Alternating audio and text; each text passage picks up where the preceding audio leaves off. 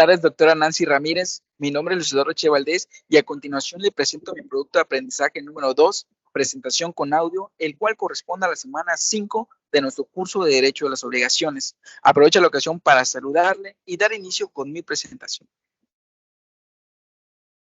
Bien, como hemos venido revisando a lo largo de estas 5 semanas respecto al derecho de las obligaciones, podemos rescatar la idea expuesta por el maestro Borja Soriano, quien define la obligación como la relación jurídica por virtud de la cual un sujeto llamado deudor, por ejemplo, podríamos ser nosotros, queda vinculado jurídicamente respecto de otro sujeto llamado acreedor, por ejemplo, a quien le debemos, a realizar una conducta que puede consistir en un dar, en un hacer o en un no hacer, te doy, te pago, no te pago, etcétera. Por lo cual, a esta altura en nuestro curso, nosotros ya podemos identificar 3 elementos principales de las obligaciones, siendo los sujetos, como el acreedor del deudor, el objeto, que es la conducta que el deudor queda constreñido a realizar, y la relación jurídica que se da. Ahora bien, una vez contextualizados con lo anterior, en este trabajo identificaremos 5 efectos de las obligaciones, indicando en qué consiste, así como algunas de sus características y, por qué no, algunos breves ejemplos. Bien, empezamos con el primer efecto, que es el pago. Y según el Código Civil del Estado de Quintana Roo, en el artículo 2256, el pago o cumplimiento es la entrega del bien o cantidad de vida o la prestación del hecho positivo o negativo que se hubiere comprometido. Y por tanto, además, entre sus características tenemos que, como regla general, revisando lo anterior, el pago se comprende como el efecto normal de toda obligación. Otra de sus características es que una vez realizado el pago, se da una forma natural de extinguir la obligación, es decir, que la relación jurídica fenece y se agota con su cumplimiento. Por ejemplo, en el artículo 2283 del mismo código, se dispone que la obligación queda extinguida cuando el acreedor recibe en pago un bien distinto en lugar del debido para saldar la deuda. Otra característica la podemos ver en el artículo 2257 del Código Civil del Estado de Quintana Roo, donde se establece que el deudor puede ceder sus bienes a los acreedores en pago de sus deudas. Esta cesión, salvo pacto contrario, solo libera a aquel de responsabilidad por el importe líquido de los bienes cedidos. También se paga dando una cosa, prestando un servicio u observando la atención objeto de una obligación. Es decir, son obligaciones de dar, de hacer o de no hacer. Ahora, un ejemplo breve.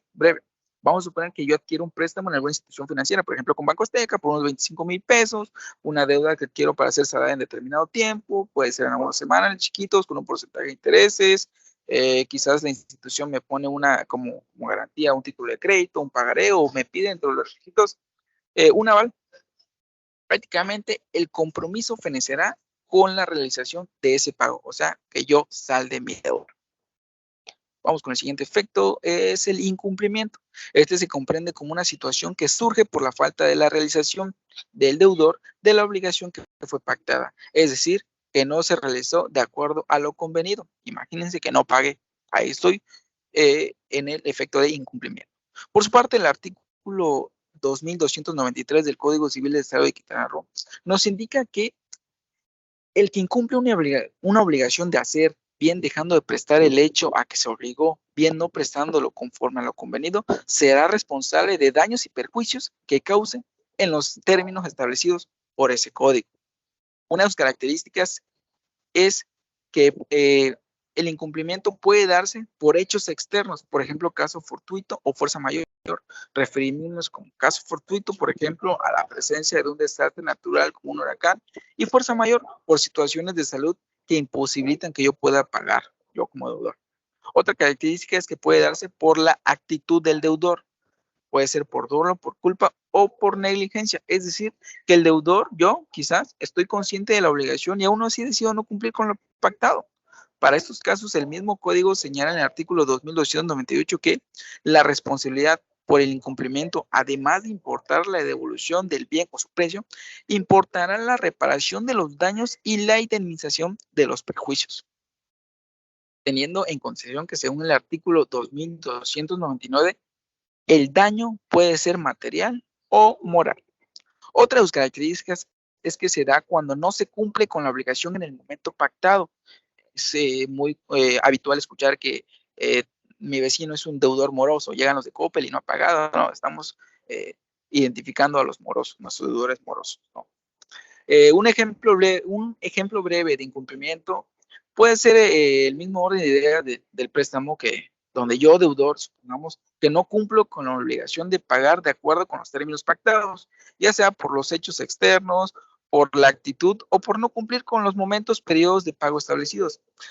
Eso haría que yo me encontrase dentro de los efectos de incumplimiento de mis obligaciones como deudor. El siguiente efecto es el incumplimiento forzoso o la ejecución forzada. Este efecto se presenta cuando el deudor prácticamente no cumple voluntariamente su obligación. Como características tenemos que el deudor no responde con su compromiso. Por lo anterior, el acreedor puede exigir que sea forzado a ello, es decir, a responder con su compromiso contando con el auxilio de la fuerza pública, o sea, de sus instancias. Otra característica de una manera de ejecutar este cumplimiento forzoso es por medio de un procedimiento judicial donde la autoridad interviene respecto al patrimonio del deudor para proceder con el embargo y venta de los mismos para realizar el pago de las deudas convenidas. O sea, ya se mete con su patrimonio. Continuando con el ejemplo, por ejemplo, de Banco Azteca, derivado del incumplimiento de mis pagos, podría exponer que dentro de alguna de las cláusulas del contrato que firmé para que me den ese dinero, quedé comprometido a responder a la deuda con mi patrimonio. Por ejemplo, dejé en garantía una motocicleta, por lo cual el acreedor, o sea, Banco Azteca, por medio de las instancias y la autoridad correspondiente, ejercitarán un procedimiento judicial en mi contra, donde la finalidad es llevar a cabo el cumplimiento de mi compromiso, haciendo uso, como bien se menciona, de la fuerza pública a sus instancias para cumplir con lo pactado, un aspecto que nos lleva al siguiente efecto. Que vendría siendo el embargo, remate y adjudicación de bienes, que se entiende como la consecuencia de haber incumplido obligaciones dictadas en una sentencia judicial. Aquí ya tenemos una sentencia judicial que nos compromete a realizar un pago. Algunas de sus características son que se da por mandato judicial donde un juez ordena que se prive al condenado de bienes de su dominio, cuyo valor una vez enajenado en moneda sea equivalente al del compromiso, por ejemplo, de la moto, ¿no? No pagué, ya me quitan la moto, la venden y prácticamente es para saldar la deuda o el compromiso que pagué. Otra es que se compromete el patrimonio en dominio del deudor para responder por el compromiso pactado con el acreedor. Otra característica es que los bienes que se saquen a remate judicial, una vez convertidos en moneda, serán entregados a la víctima del hecho ilícito. Un ejemplo, supongamos que por conducto de un laudo, un juez mediador del Tribunal Federal de Conciliación y Arbitraje le notifica a un patrón que deberá entregar por conducto de esta instancia la cantidad de 600,000 pesos, misma que mediante resolución judicial quedó en favor de un trabajador por diversos conceptos producto de una extinta relación laboral. Ojo, el artículo 945 de la Ley Federal del Trabajo indica que los laudos deben cumplirse en un plazo no mayor a 72 horas siguientes en las que surta efecto la notificación, por lo cual, una vez vencido el plazo, si el patrón no cumple, el afectado, en coadyuvancia con la autoridad, podrá promover un procedimiento de embargo, remate y adjudicación de bienes para cumplir con el mandato del Tribunal Federal.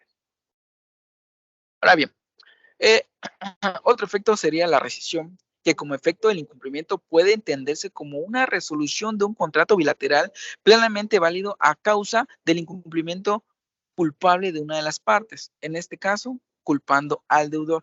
¿A qué me refiero? Bueno, como parte de sus características, consisten en que, para el caso de un contrato bilateral, alguna de las partes no cumple con su culpa. La otra parte está en facultad para exigir, 1, la ejecución forzada y el pago de daños y perjuicios por el hecho de la rescisión. La ejecución forzada, la rescisión del contrato, también el pago de los daños y perjuicios por el hecho, y por lo anterior, una característica es que el acreedor puede optar libremente por una o por otra medida, a final de cuentas, para que se le paguen los daños y se cubran los perjuicios del hecho.